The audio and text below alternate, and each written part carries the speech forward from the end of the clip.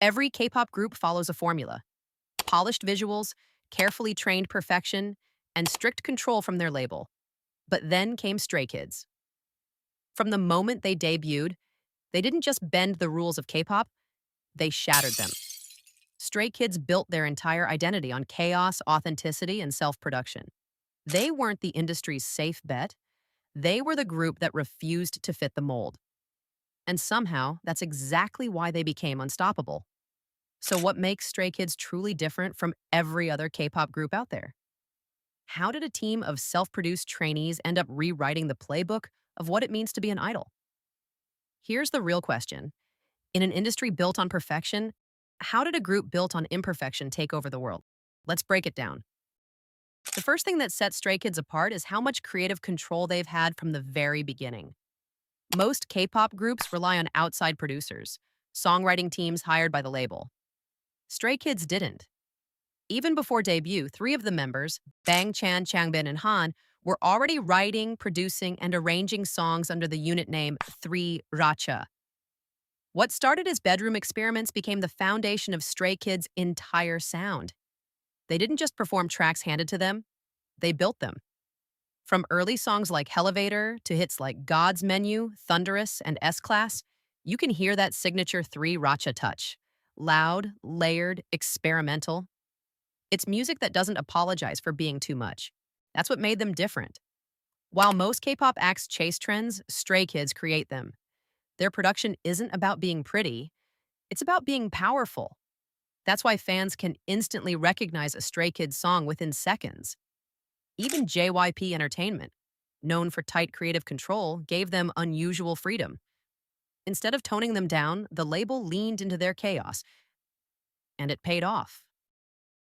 The second thing that makes Stray Kids unique is their embrace of imperfection. K-pop idols are usually trained to be flawless. Every move rehearsed, every answer media ready. But Stray Kids flipped that completely. Their brand isn't perfection. It's personality. Watch any behind-the-scenes clip or variety show, and you'll see the difference immediately. They're loud, goofy, chaotic, unfiltered. And that's exactly what fans love about them. Instead of pretending to be perfect idols, they act like real friends who happen to be insanely talented.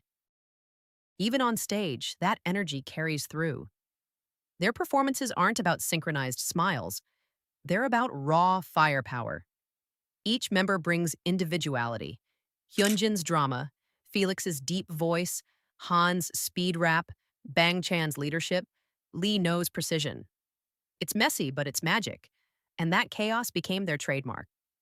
Fans call it Stray Kids energy, the mix of confidence, humor, and intensity that no one else can copy. While other groups polish away every imperfection, Stray Kids turned theirs into identity. Another thing that separates Stray Kids from the rest of K-pop is how naturally they connected with global audiences.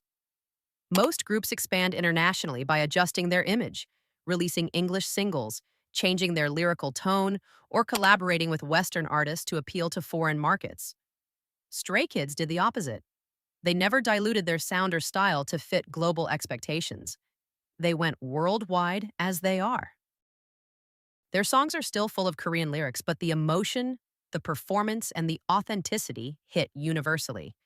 Fans from all over the world relate not because it's easy to sing along, but because they feel the energy, the defiance, and the sincerity. When Stray Kids scream, "Stray Kids everywhere, all around the world," it's not a marketing slogan. It's a mission statement.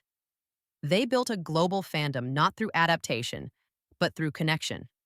And that's a major reason their concerts across Tokyo, Paris, and LA sell out in minutes. They don't rely on trends. They rely on truth. Let's talk about their sound. Noise music, and that's what critics first called it. Too loud, too chaotic, too experimental. But that's exactly what made Stray Kids' music revolutionary. Their tracks like God's Menu, Maniac, Thunderous, and S-Class broke away from the sleek, formulaic production that defines most idol pop. Instead, they fused hip-hop, rock, EDM, and industrial sounds into something raw and unpredictable. Even performance-wise, they didn't chase pretty. They chased power. Their live stages are known for intensity, not perfection. That energy made them stand out, especially in the West, where authenticity often matters more than polish. In short, Stray Kids made noise music mainstream, and in doing so, they gave K-pop an edge it hadn't seen before. Stray Kids' biggest achievement isn't just records, tours, or awards. It's how they redefined what being an idol can look like. They proved that you don't have to be perfect to be powerful. You don't have to follow the system to succeed in it. And you can be self-made in an industry built on control. Bang Chan once said in an interview, "We don't want to sound like anyone else. We want to sound like Stray Kids." That line sums up everything they stand for.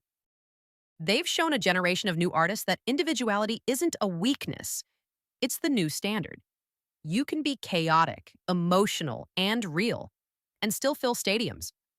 Their success is proof that authenticity sells, that being loud, passionate, and imperfect can still dominate charts from Seoul to New York. Stray Kids didn't just break the rules of K-pop, they rewrote them. From producing their own music to embracing chaos to revolutionizing K-pop's sound, Stray Kids are a reminder that being different isn't something to hide. It's something to own. They're not the polished perfection the industry was built on. They're the creative storm that tore it open. So what do you think? Has Stray Kids changed K-pop forever? Or will the next generation push it even further? Let me know your thoughts in the comments below.